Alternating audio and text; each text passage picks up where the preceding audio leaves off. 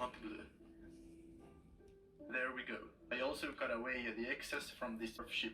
If you are enjoying the content, make sure to subscribe and dive pole arms, good for more custom miniature weapons. I made with the copper and gold details. Blue goes well with gold.